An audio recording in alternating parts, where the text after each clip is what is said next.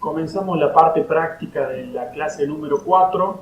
En esta clase ejercitaríamos, de acuerdo con la guía de ejercicios, respecto de algunos cálculos con configuraciones básicas en el contexto de estudiar los circuitos que son operados en corriente alterna, y luego de esos cálculos elementales pasaríamos a plantear la aplicación de algunos métodos sistemáticos, y sobre el final de esta clase número 4 en particular empezaríamos a estudiar los sistemas acoplados magnéticamente, es decir, donde hay transformadores o autotransformadores.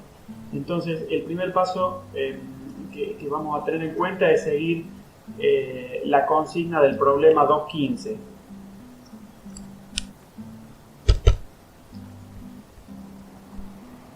Si vamos entonces a la guía de ejercicios, encontramos que para el problema 2.15 se pide estudiar la corriente instantánea y la potencia instantánea para un circuito indicado en la figura, donde se ve, de acuerdo a lo que tenemos para la figura P2.15, se ve que se trata de un par de bobinas conectadas en serie. Entonces esa es la configuración que queremos estudiar. Se conoce que la fuente BDT tiene una ley sinusoidal tal como la que estamos viendo. Entonces quisiéramos estudiar este comportamiento. Bueno, entonces encontramos la siguiente consigna. Vamos a plantear entonces que para este problema, como dijimos, el problema P2.15, podemos escribir una representación simbólica. Nos ayudaría para definir que en este circuito en realidad nos conviene recuperar lo que habíamos visto en su momento en la clase número 3 del teórico, si no me equivoco. Entonces, en esa clase habíamos visto cómo resultan las definiciones específicas de esta configuración, que podríamos decir que respeta las características de ser una carga puramente inductiva. Entonces, no obstante, acá tenemos un par de inductores. De acuerdo a la consigna, sabemos que la tensión BDT, que es la de la fuente, la tensión BDT tiene la siguiente definición: 311 por el seno de 2pi por 50. Entonces esto sería 311 voltios por seno de 2 por pi por 50 por t. Me había olvidado de mencionar la variable tiempo. Esa es la ley de variación instantánea para la fuente. Luego el inductor L1, de acuerdo a la consigna, tiene 10 henrios, mientras que el inductor L2 tiene 15 henrios. Entonces, esa es la referencia. Tenemos 10 henrios para el primer inductor. Es una inductancia, digamos, que no refleja los valores prácticos usuales, una inductancia sumamente alta, pero no obstante nos sirve para hacer los cálculos de esta consigna. La consigna es calcular la corriente instantánea. También se pide calcular la potencia instantánea, es decir, expresar modelos matemáticos para estas definiciones. Para estas como configuración. Lo que sabemos entonces es que en la carga puramente inductiva la corriente se adelanta 90 grados respecto de la tensión, es decir, que podemos escribir que la corriente instantánea es 311. Vamos a ver. Nos convendría hablar primero de la tensión máxima dividido la corriente instantánea. Entonces es la tensión máxima dividido en la reactancia, que para este caso es inductiva, en la reactancia inductiva, por una ley sinusoidal similar a la de la fuente de tensión, no obstante estaría, digamos, mostrando un adelanto a la corriente, perdón, estamos hablando de una carga puramente inductiva, entonces el comportamiento específico es que la corriente se atrasa respecto de la tensión, entonces escribimos que la ley sinusoidal es 2pi por 50 por t menos, deberíamos escribir un retraso de 90 grados, es decir, pi sobre 2 radianes. Esta sería la corriente, la corriente instantánea, que va a tener unidades de amperio.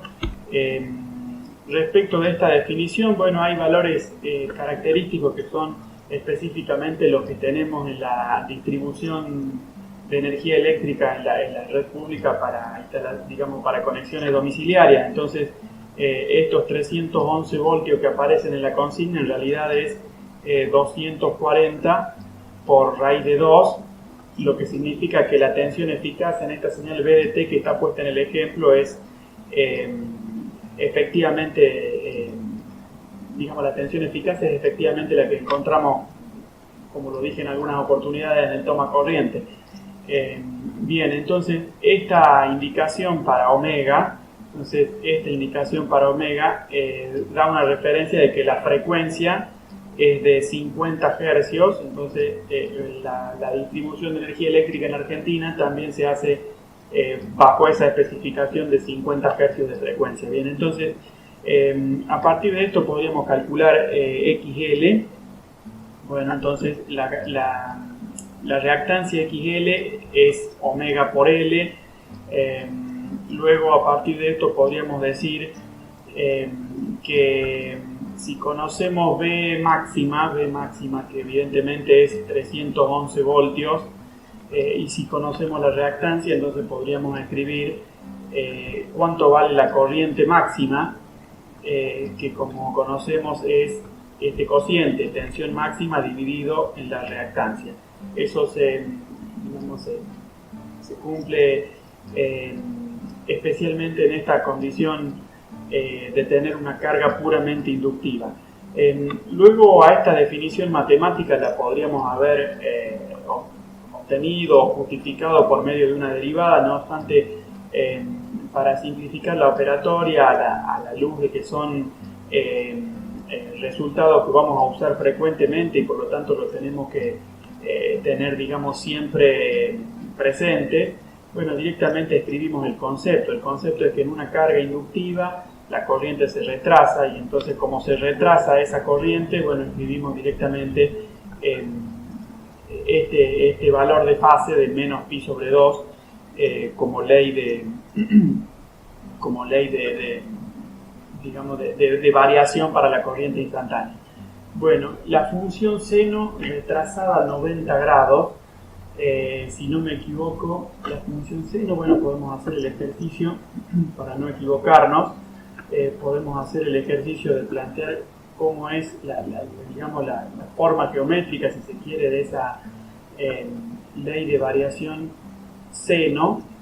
Si este es el tiempo y esto es seno de omega t, bueno, entonces desplazar esta ley sinusoidal, entonces esto sería seno de omega t. Entonces retrasar la forma de onda, ¿está bien? Entonces retrasar la forma de onda es moverla hacia la derecha, como supimos referenciar en algún momento del curso. Entonces, si movemos hacia la derecha esta sinusoide, se estaría quedando la función coseno negativo, así que con esa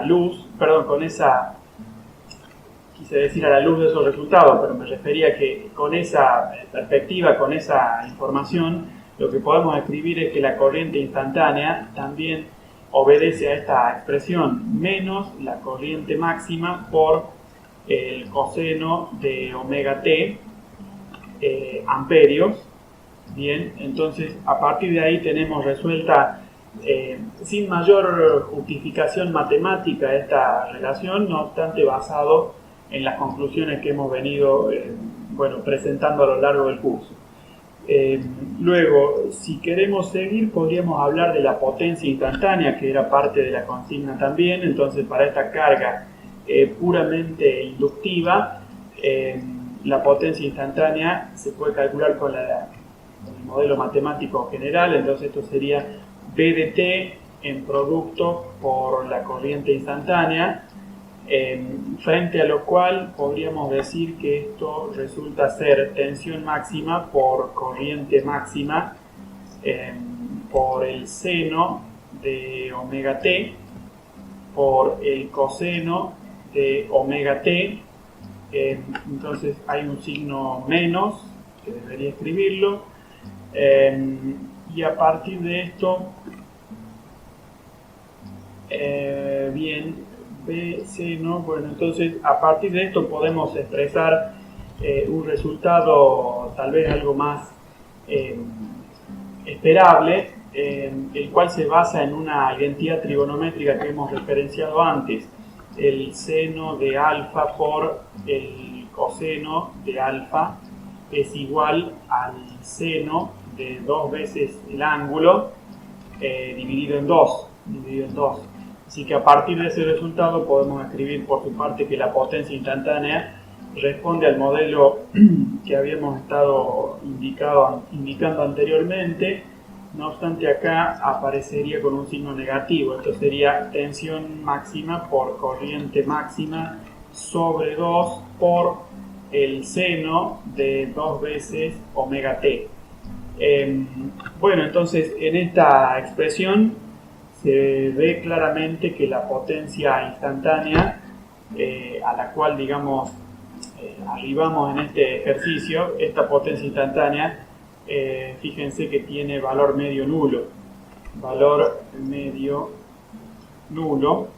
Bueno, entonces en la clase número 4 hemos presentado algunas observaciones respecto, considerando la parte teórica de la clase número 4, resulta que ahí hemos presentado algunos argumentos que buscan justificar o analizar por qué la carga puramente inductiva efectivamente tiene un valor medio nulo en la potencia instantánea. Bien, a partir de eso nos fijamos qué más decía la consigna. La consigna específicamente pide determinar la reactancia cuando se presentan estas, 4 variaciones en la señal sinusoidal de tensión que alimenta la carga. Y incluso se nos pide trazar una curva aproximada. Entonces a eso lo podemos representar de esta forma. Si vamos entonces al apartado número 2 para este problema, vamos a encontrar este detalle. Vamos a pensar entonces en el apartado segundo, y entonces encontramos que evidentemente podríamos hacer una tabla respecto de los valores de frecuencia que están listados en ese apartado, y entonces, ya que la frecuencia se mide en hercios, y por supuesto recordando que la frecuencia se relaciona con la pulsación angular por medio del factor 2pi, entonces se puede determinar a partir de la consigna que está escrita en la guía de ejercicios que en realidad nos interesan estos 4 valores: 0,5, 0,75, 1,25 y 1,75 hercios. Hercios, bien. La reactancia, entonces, que ya dijimos cómo se calcula, para este caso particular queda en los siguientes valores numéricos que responden a la unidad de ohmio. Entonces queda 78,5, 117,8. Por supuesto, con la ayuda de la calculadora ustedes pueden identificar rápidamente estos resultados. Si no me equivoco, 157 ohmios es la tercera solución, y 314 ohmios es la tercera opción. Bien, me parece que he copiado mal los valores, de la frecuencia, o de acuerdo a la consigna, a ver dónde tenemos, bien, entonces, de acuerdo a la consigna, la pulsación en el primer caso era 0,5, luego 0,75, luego es 1 y finalmente 2, entonces acá hay un par de valores que están incorrectos, entonces esto es 1 y 2 de acuerdo a la consigna. Bueno, y entonces podrían, digamos, ustedes, tal vez con MATLAB, no sé, con alguna herramienta de Google, digo la hoja de cálculo de Google, o con una hoja de cálculo, por supuesto, de Excel sería otra opción. Es decir, ustedes pueden usar alguna herramienta informática para la graficación, pero el detalle específico es que con esos puntos que han podido, digamos, evaluar de acuerdo con la consigna, lo que encontrarían es específicamente una ley de variación lineal para la reactancia, una ley de variación lineal para la reactancia, digamos, X sub L en función de la frecuencia. Entonces, esta ley de variación lineal es la que ustedes estarían, digamos, pudiendo justificar por medio de los valores numéricos que tienen sugeridos en esa consigna. Bueno, la corriente máxima para este ejercicio, si no me equivoco, es de 39 miliamperios. Bien, entonces, a partir de esa primera, digamos, aproximación a los cálculos para los circuitos que operan en corriente alterna, podríamos pensar en otro problema también sumamente, digamos, introductorio, o que plantea conceptos introductorios. Sería concretamente el problema 222. Entonces, para este problema 222 encontramos la consigna siguiente. Vamos a buscar entonces en la guía de ejercicio la consigna para el problema 222, bien, donde vemos un circuito que tiene estos componentes R1, L1 y C1 con los valores, digamos, especificados acá, y entonces se pide evaluar la impedancia para estos tres valores de frecuencia que están listados, digamos, dentro de la consigna. Bueno, entonces el circuito correspondiente al problema 222 es efectivamente un circuito RLC serie, tal como están viendo en la parte derecha, digamos, de esta página de la guía de ejercicios. Bien, entonces vamos a, digamos, hacer los cálculos que nos interesan para este problema. Entonces resulta que hay una fuente de tensión. En ese circuito la configuración es una conexión en serie de un resistor al cual le hemos llamado R1. Luego está también el inductor L1 y se encuentra también un condensador al cual hemos llamado C sub 1. Bien, entonces este C sub 1, los valores de cada elemento son 330 ohmios, 550 microhenrios y 15 picofaradios. Entonces era 330 ohmios, 550, si no me equivoco, 550 microhenrios y 15 picofaradios. Entonces 550 microhenrios es la inductancia en el bobinado y 15 picofaradios es la capacidad en el condensador. Bien, de acuerdo a la consigna, lo que buscamos básicamente es determinar la frecuencia,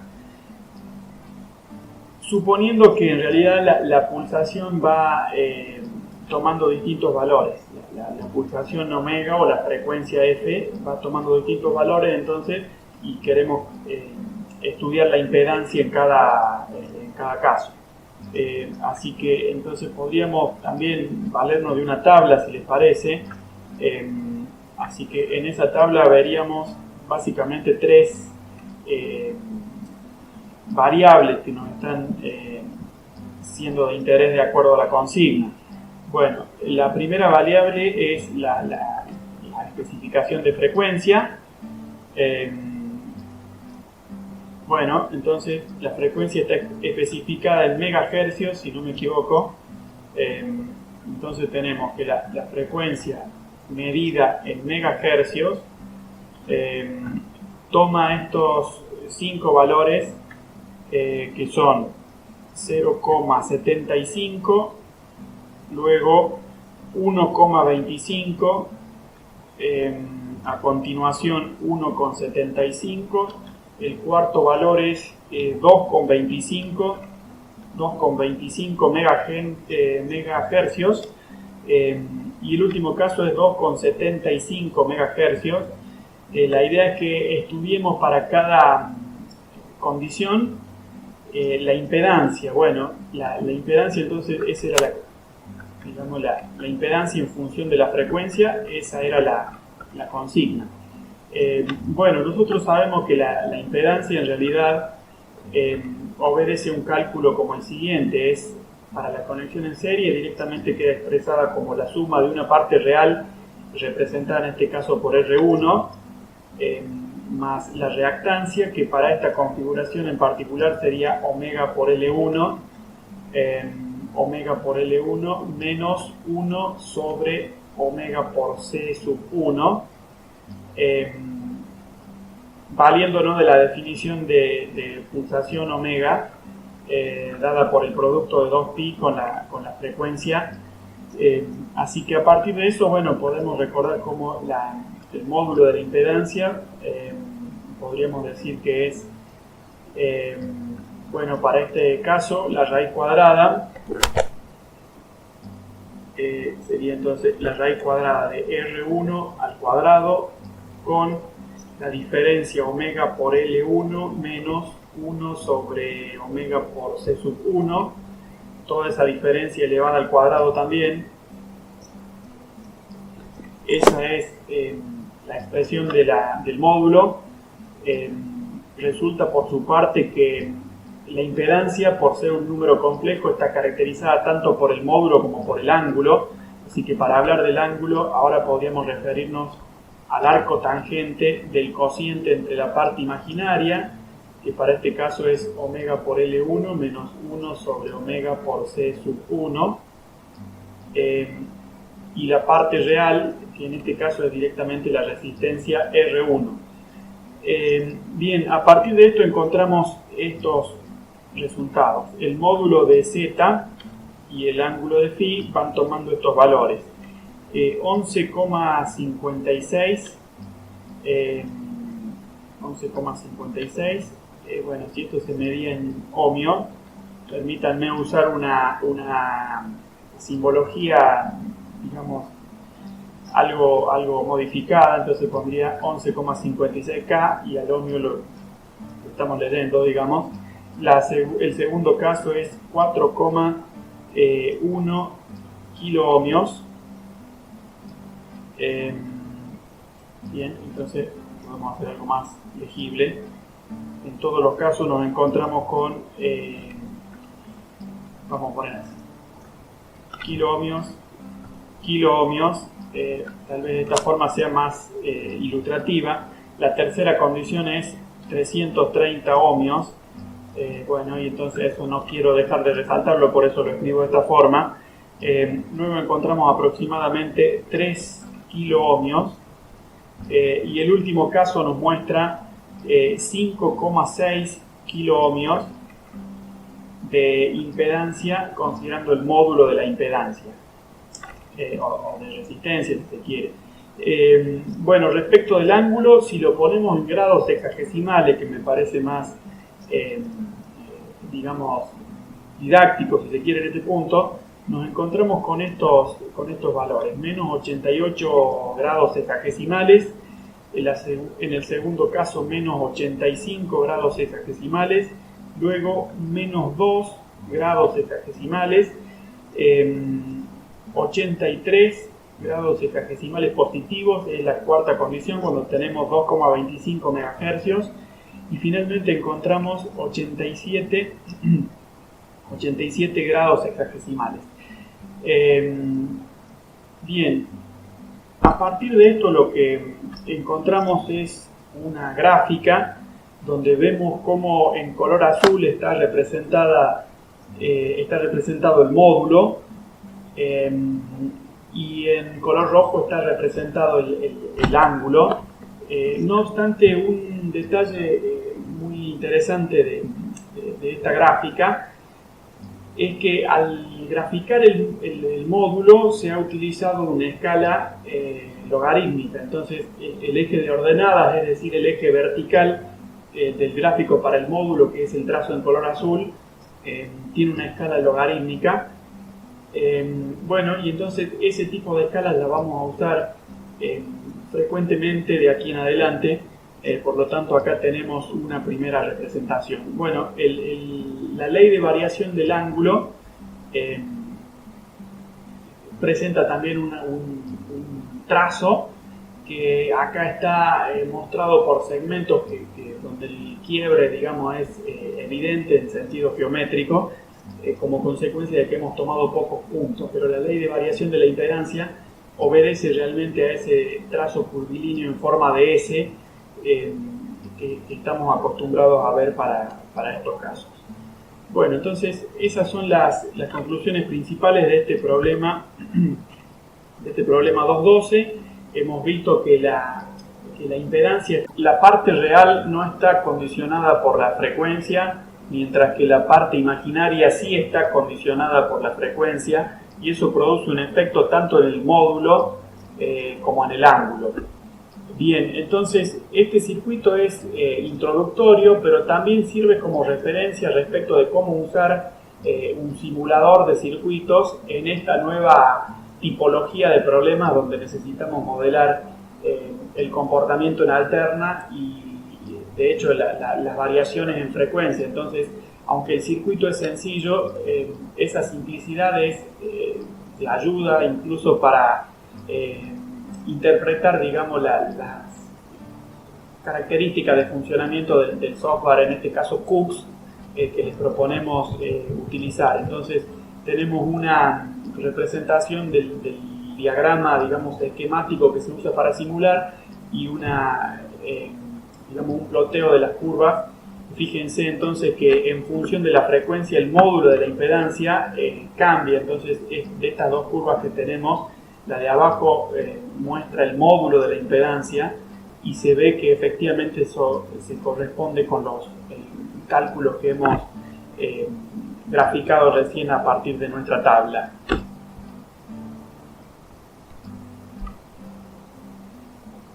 El paso siguiente sería entonces concentrarnos en el problema 223, que tiene un enunciado relativamente corto.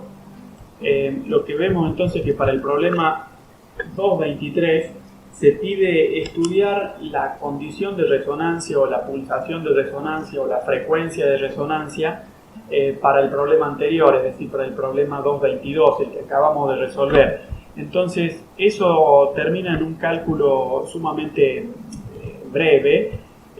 Lo que podemos ver entonces es que el problema entonces 223 que nos interesa en este momento nos pregunta por la pulsación de resonancia, podríamos transcribirlo de esa forma, y lo que conocemos es una ecuación sumamente general donde se muestra que omega 0, donde se establece que omega 0 es definida por el cociente entre la unidad y la raíz cuadrada del producto entre la inductancia y la capacidad.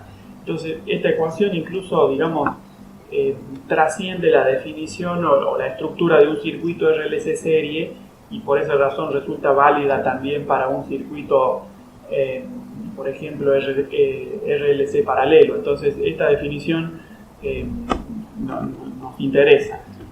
Para este caso en particular, si definimos, digamos, cuánto vale omega 0, nos encontramos con esta característica de que, dados los valores de resistencia, inductancia y capacidad del problema 222, el valor específico es, digamos, aproximadamente 11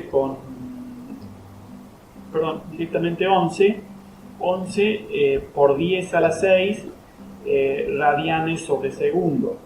Entonces, a partir de este cálculo, por su parte, podemos referirnos a la a la frecuencia de resonancia F0, que sería omega 0 dividido en 2pi, la cual queda establecida directamente en 1,75 MHz, 1,75 MHz, dando valores, digamos, aproximados.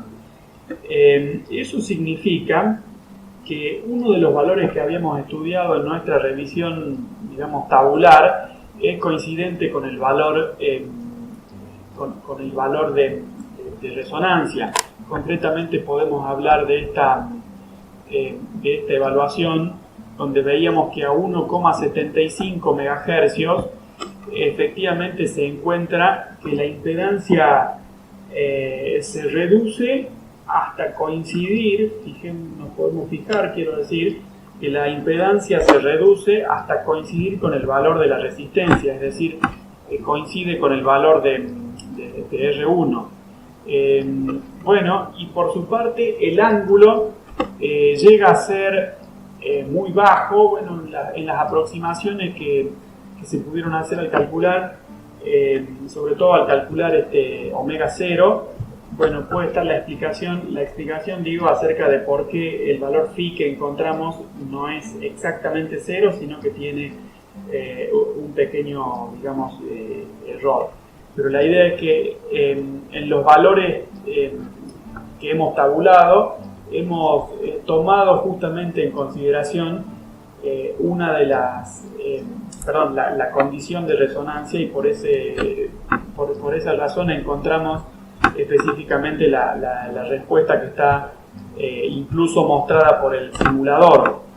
Cuando el circuito RLC serie entra en resonancia, bueno, ya sabemos que en esa condición la reactancia queda equilibrada y por lo tanto globalmente digamos que no muestra un efecto desde el punto de vista de impedir la circulación de corriente, y por esa razón entonces la corriente es máxima cuando estamos en resonancia, que es lo equivalente a decir que la impedancia es mínima en ese caso.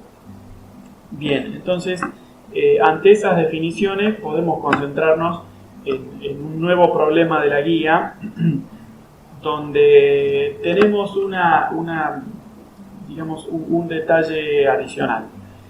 Vamos a pensar entonces en el problema 224. El problema 224, bien, que trata de mostrarnos cómo un método no sistemático nos puede ayudar en este contexto, donde tenemos, bueno, las cargas operando en alterna. En este circuito lo que vemos es que tenemos tres resistores, R1, R2 y R3. Esos resistores están, digamos, alimentados por una fuente de corriente, la cual tiene una ley sinusoidal. Y bueno, entonces resulta que el comportamiento sería bastante fácil de predecir si las cargas fueran puramente resistivas. No obstante, vemos que acá hay un solo componente reactivo, pero ese componente reactivo, que es el condensador C1, nos obliga a hacer un planteo bajo la perspectiva de estudiar la impedancia del circuito y de sus partes elementales. Entonces, por esa razón hacemos los desarrollos que vamos a revisar ahora. Bien, entonces para que es el problema 224, hacemos estas definiciones. Bueno, entonces tenemos como definición, podemos pensar en que este problema 224 obedece en realidad, de acuerdo con algunas observaciones que hicimos en otro ejercicio anterior de la guía de ejercicios, específicamente dentro de la primera clase del práctico, hemos revisado una estructura de interconexión sumamente parecida a la que estamos viendo en este problema 224 y habíamos justificado cómo en realidad para este circuito se puede ver que los componentes están digamos distribuidos en tres ramas que se conectan en paralelo, es decir, R1 está en paralelo con R3 y a su vez ambas están en paralelo con la conexión serie de R2 y C1. Entonces hay tres ramas en paralelo, así que vamos a pasar a hacer directamente una representación de esa forma. Vamos a digamos, analizar o mostrar cómo en realidad tenemos una fuente IS1 que se puede definir de manera digamos, fasorial. Luego tenemos, a partir de esa alimentación de la fuente, en realidad tres cargas que están perfectamente dispuestas en paralelo. Entonces vamos a dibujar las cargas con esta representación simbólica que, digamos, que obedece a un rectángulo, una forma, digamos, geométrica de un rectángulo. De esa forma, digamos que omitimos el detalle respecto de si hay un resistor, si hay un inductor, si hay un condensador, etc. Entonces diríamos que esta es la carga Z1, luego tenemos la carga Z2, a continuación la carga Z3, las tres están en paralelo, pero esto tiene, digamos, sentido si aclaramos qué supusimos que era Z1. Bueno, viendo el circuito, Z1 nos conviene hacerla corresponder con R1. Viendo el circuito, nos conviene ver cómo Z2 podríamos hacerla corresponder con la conexión serie de R2 con C1. Y a partir de eso nos queda, bueno, R2 menos J por 1 sobre omega por C sub 1. Y a C sub 3 la hacemos corresponder directamente con el resistor R3. Así que de esa forma queda R1 igual a 100 ohmios, R2 igual a 220 ohmios, menos J, ustedes pueden revisar este cálculo, menos J45 ohmios.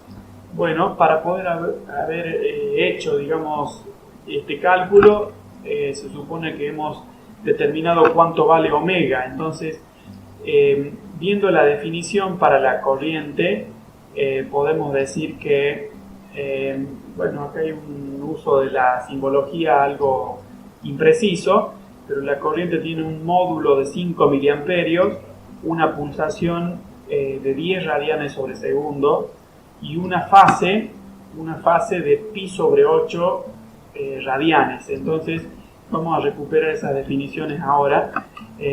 Vamos a decir que IS1 como fasor quedaba expresada con estos 5 miliamperios y un ángulo, bueno, un ángulo phi sub i que ahora lo vamos a estudiar, No obstante, quería hacerles notar que omega es 10 radianes sobre segundo, de acuerdo a la información que encontramos precisamente en la consigna. Entonces, a partir de conocer omega, podemos calcular la reactancia capacitiva de Z2. Ese era el detalle que me interesaba, mostrarles. Bien, podemos ver también cómo R3, sabemos de acuerdo con la consigna que tiene 6,8 kiloohmios. De cualquier manera lo chequeamos rápidamente, 6,8 kiloohmios, de acuerdo. Bien, entonces a partir de esto, como las tres ramas están digamos en paralelo, lo que necesitamos es establecer directamente cuánto vale la impedancia equivalente. La podríamos expresar de esta forma: 1 dividido en Z1 sumado con 1 dividido en Z2 sumado con 1 dividido en Z3, y toda esta suma, si la elevamos a la menos 1, se corresponde con la definición de impedancia equivalente. Bien, entonces esta impedancia equivalente para el caso ¿cómo diríamos? Para el primer término, me refería al primer término, entonces esto es directamente 1 sobre 100, es decir, 0,01 Siemens. No obstante, en el caso de Z2, tenemos que tener en cuenta cómo hacer la inversión. Una forma es, y tal vez digamos la más sencilla, es tener en cuenta que podemos entonces recordar que para calcular 1 sobre Z2 podemos usar como metodología la inversión del módulo de Z2, es decir, claro, la inversión del módulo de Z2 y cambiar el ángulo menos phi sub 2. Bueno, para esto por supuesto habríamos escrito que el módulo de Z2 se escribía, entonces el módulo de Z2 es la raíz cuadrada de R2 al cuadrado más 1 sobre omega por C sub 1 al cuadrado. Bueno, y el ángulo phi sub 2 hubiera sido determinado, entonces hubiera sido determinado con esta definición, digamos, trigonométrica, que es el arco tangente de 1 sobre omega por C sub 1, le hemos llamado así, si no me equivoco, C sub 1, bien, dividido en la parte real, que es R2. Bien, entonces con estas definiciones podríamos haber calculado el módulo de Z2, el ángulo de Z2, luego cambiando el signo de este ángulo tenemos la definición del inverso de Z2, es decir, de la admitancia, ¿está bien? Entonces no escribimos esa definición, pero esto sería la admitancia I sub 2. Bien, entonces invirtiendo el módulo y cambiando el signo del ángulo podemos, digamos, practicar esa inversión. No obstante, habríamos llegado a una definición polar, y para sumar, por ejemplo, el primer término con el segundo, habríamos podido seguir como regla práctica la conversión de este segundo término a forma cartesiana, es decir, esta que tenemos escrita acá, esta que está escrita aquí, es la forma polar del segundo término que se utiliza para calcular la impedancia equivalente. No obstante, si después queremos hacer esta suma que estoy señalando acá, probablemente el camino más sencillo es pasar a notación cartesiana y de esa forma sumar. Entonces quiero hacerles notar que la operatoria tiene ciertas partes engorrosas, de las cuales lamentablemente no podemos escabullirnos, digamos, escaparnos, así que vamos a necesitar tener cierta agilidad con el uso de la calculadora. De hecho, hasta podrían ustedes buscar programar tal vez algunas rutinas en la calculadora de forma de que el cálculo se agilice. Y bueno, este ejercicio en particular buscaba ponerlo frente a la necesidad de trabajar con estas operaciones numéricas que involucran números complejos, para anticipar que es una necesidad a lo largo de lo que sigue en el curso. Bien, entonces, suponiendo que hemos determinado la impedancia equivalente, ustedes pueden chequear este resultado, pero en principio resulta en 68 ohmios como parte real y menos J4,3 ohmios como parte imaginaria. Y bueno, en este contexto la consigna nos pedía determinar cuánto vale la tensión determinar cuánto vale la tensión en los terminales de la fuente de corriente. Es decir que, aunque no lo escribí previamente, bueno, recalco que la incógnita específicamente era determinar esta tensión, llamémosle B, que la podemos escribir en forma factorial, pero si no me equivoco en la consigna se pide expresar B y se usa esta notación en minúscula, como haciendo referencia a que la incógnita es B de t. Entonces, si queremos conocer B de t desde la expresión factorial, incluso deberíamos dar un par de pasos más. Bueno, entonces, esa información la vamos a aprovechar ahora. Concretamente podemos escribir que para este problema la metodología sería encontrar una expresión factorial para la tensión que entrega la fuente y no obstante hacer una conversión luego para decir cuánto vale la expresión de valor instantáneo. Bien, entonces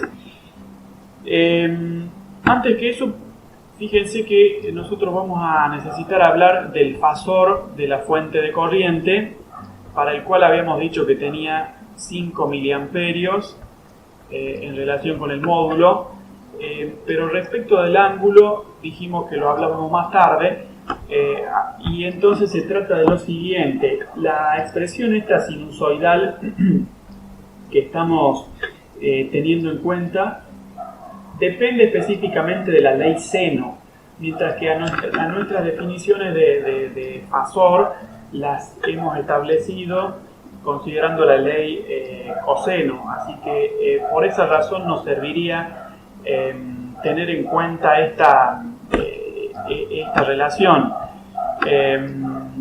Bien, entonces el ángulo este pasaría a ser, lo podríamos escribir como pi sobre 8 porque es la expresión en la consigna. Esa expresión pi sobre 8 suponía una ley seno, entonces si ahora usamos una ley coseno deberíamos retrasar un cuarto de ciclo, digamos, esa ley coseno para que coincida con la definición de la función matemática seno. Entonces esto quedaría, digamos, afectado por el término adicional de desfasaje menos pi sobre 2.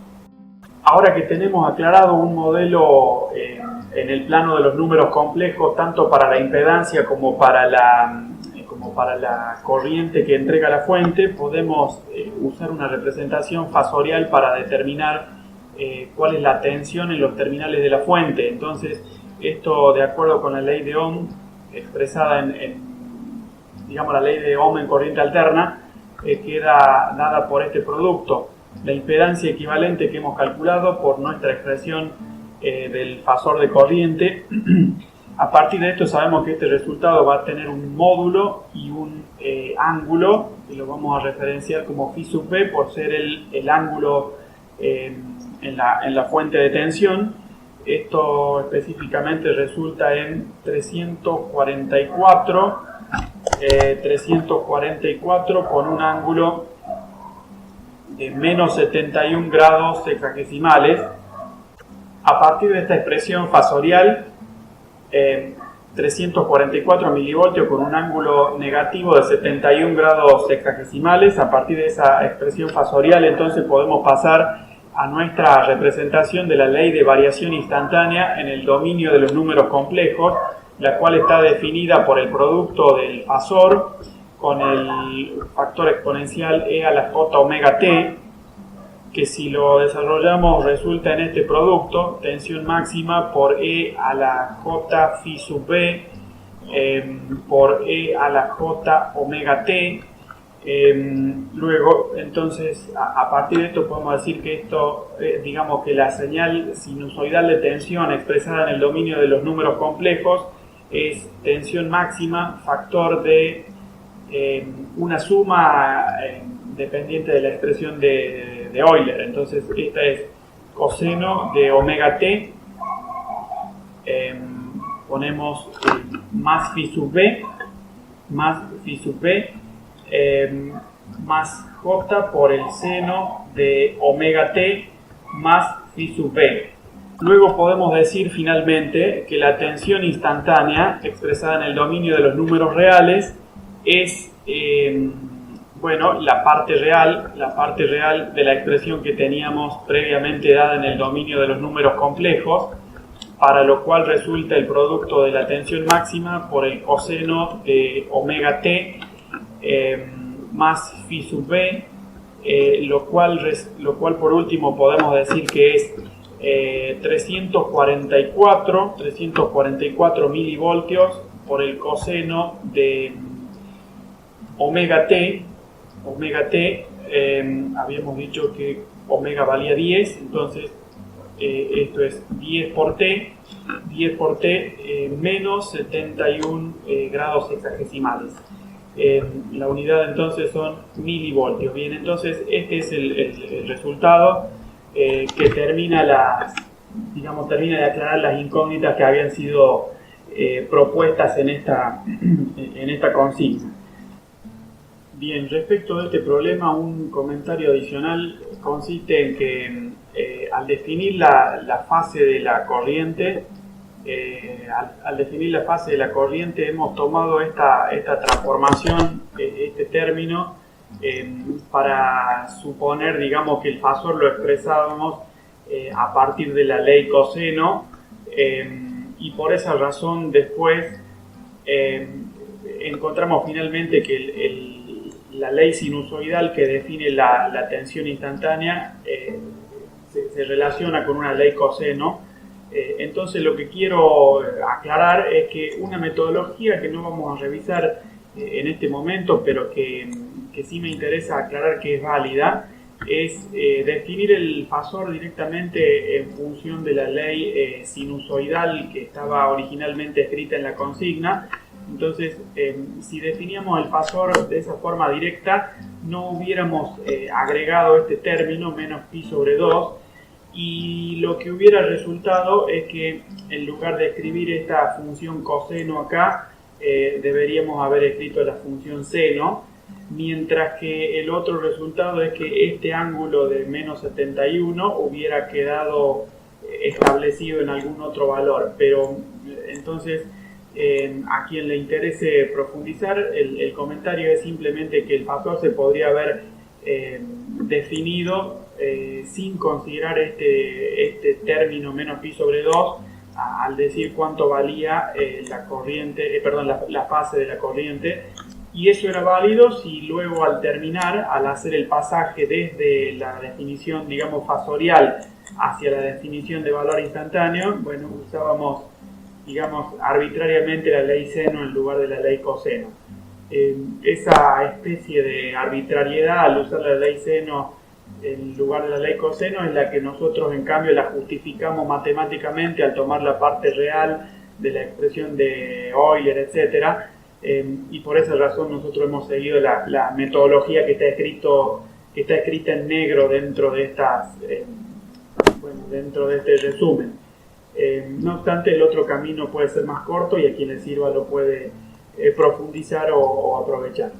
Esto sería todo entonces para la parte 1 de esta clase número 4 y seguimos en otra sesión.